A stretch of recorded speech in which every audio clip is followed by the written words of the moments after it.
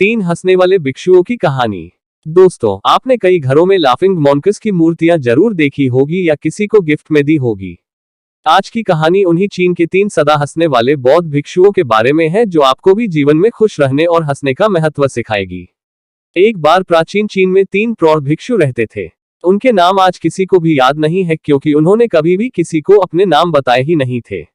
उन्हें केवल तीन हंसते हुए भिक्षुओं के रूप में जाना जाता है। वे हमेशा एक साथ यात्रा करते थे और हंसने के अलावा और कुछ नहीं करते। उनके हंसने और दूसरों को हंसाने की यात्रा कुछ ऐसे शुरू हुई। वे एक गांव या कस्बे में प्रवेश करते हुए उसके मुख्य चौराहे के बीच में खड़े हो गए और धीरे धीरे हंसने लगे।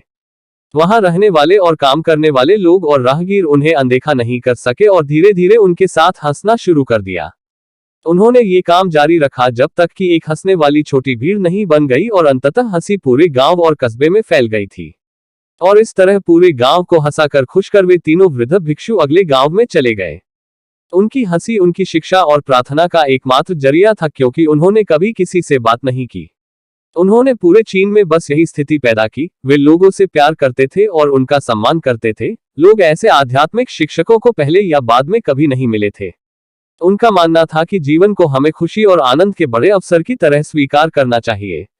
उन्होंने किसी प्रकार के लौकिक मजाक की खोज की थी, इसलिए उन्होंने कई वर्षों तक यात्रा की और हंसते हुए पूरे चीन में आनंद और खुशी फैलाई। जब तक कि एक दिन उत्तरी प्रांत के एक विशेष गांव में रहते हुए उनमें से एक की मृत्यु हो गई। लोग चौंक गए थे और दूर दूर से भागते हुए आए थे, इस अलग से दिन के लिए खेतों को छोड़कर केवल अन्य दो भिक्षुओं की इस नाटकीय घटना पर प्रतिक्रिया देखने के लिए। सभी लोग उम्मीद कर रहे थे कि वे दुख दिखाएंगे या रोएंगे, और पूरा गांव उस स्थान पर आ गया जहां तीन भिक्षु थे, दो जीवित और एक मृत।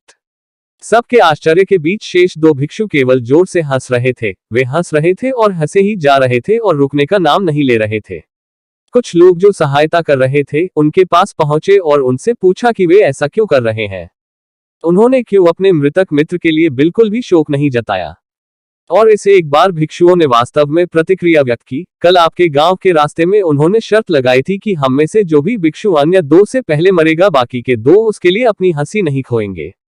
उसने एक वसीयतनामा भी तैयार किया था, जिसमें मृतक को चिता पर डालने से पहले मृतकों को धोने और उनके कपड़े बदलने की परंपरा थी।